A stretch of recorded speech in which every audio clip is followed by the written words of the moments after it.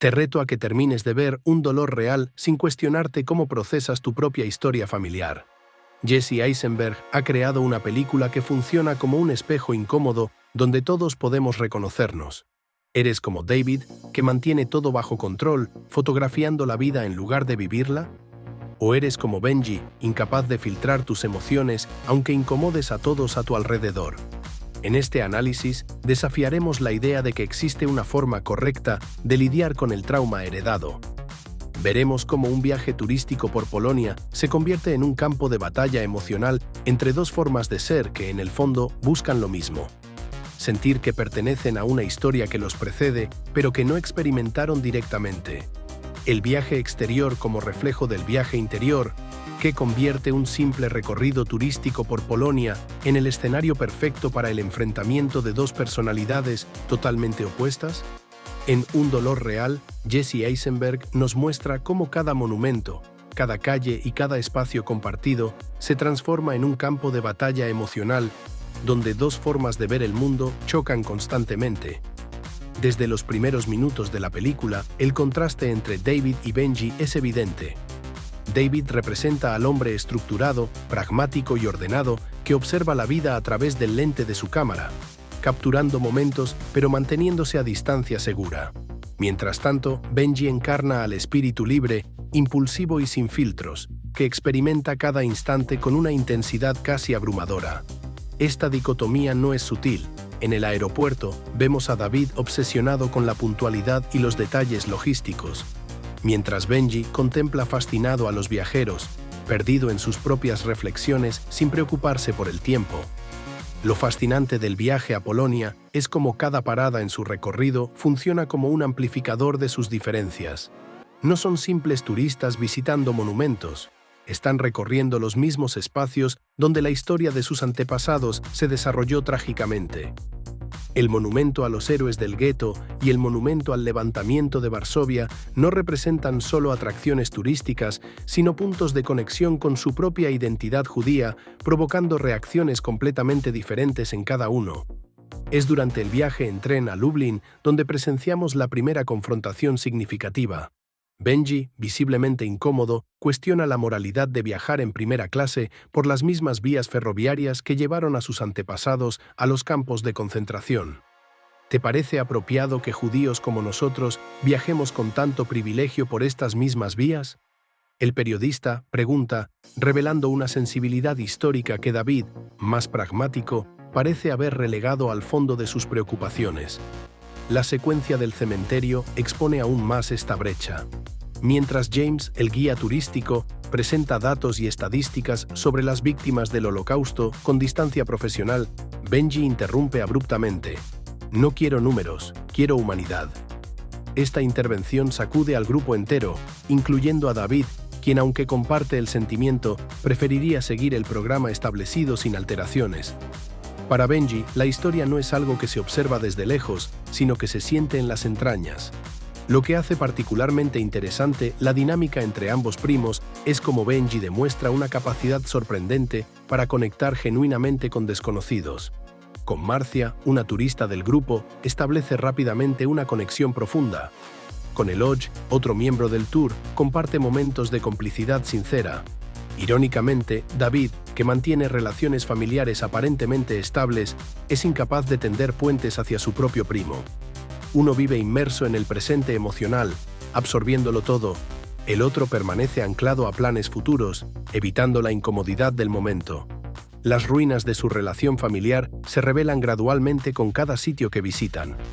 Lo que en superficie parece un recorrido turístico se convierte en un mapa emocional de su distanciamiento, donde cada parada representa un aspecto diferente de su conflicto interno.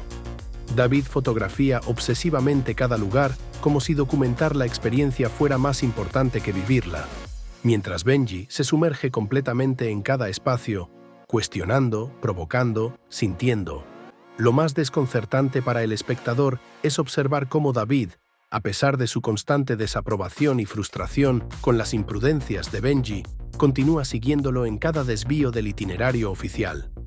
¿Por qué alguien tan estructurado como David tolera estas alteraciones constantes a su planificación?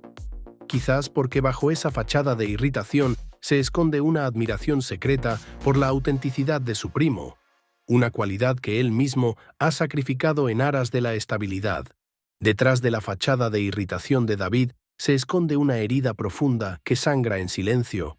Lo que inicialmente parecía un simple choque de personalidades entre dos primos distanciados revela su verdadera naturaleza en una noche crucial, sobre la azotea de un hotel en Polonia, cuando las máscaras finalmente caen. El punto de inflexión en la narrativa llega con una revelación devastadora. Benji intentó quitarse la vida. Este hecho transforma completamente nuestra lectura de la dinámica entre los primos. La constante vigilancia de David, sus fotografías obsesivas, su aparente rigidez, todo adquiere un nuevo significado. No es simple irritación lo que siente hacia Benji, sino un miedo visceral a perderlo. En la azotea del hotel, el conflicto entre ambos alcanza su clímax emocional. Benji, siempre directo, confronta a David por haberse convertido en alguien irreconocible, una versión diluida de quien solía ser. Lo acusa de haber perdido su autenticidad, de haberse enterrado en una vida predecible. La respuesta de David desnuda finalmente su alma. No puedo soportar la idea de que una persona con tu pasión por la vida quiera matarse.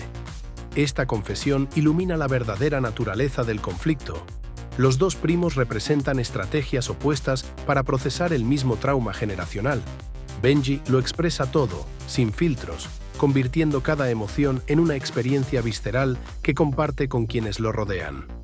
David, en cambio, ha construido murallas emocionales, enterrando su dolor bajo capas de rutina y normalidad aparente. La figura de la abuela Dory emerge como el nexo invisible entre ambos mundos emocionales. Aunque físicamente ausente, su presencia espiritual define las identidades conflictivas de sus nietos.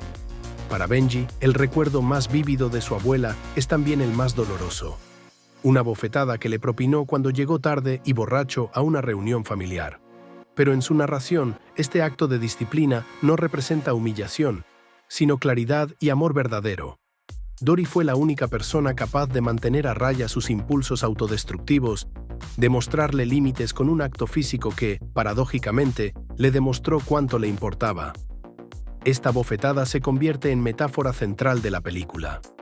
El dolor como forma de amor, como despertar, como conexión auténtica.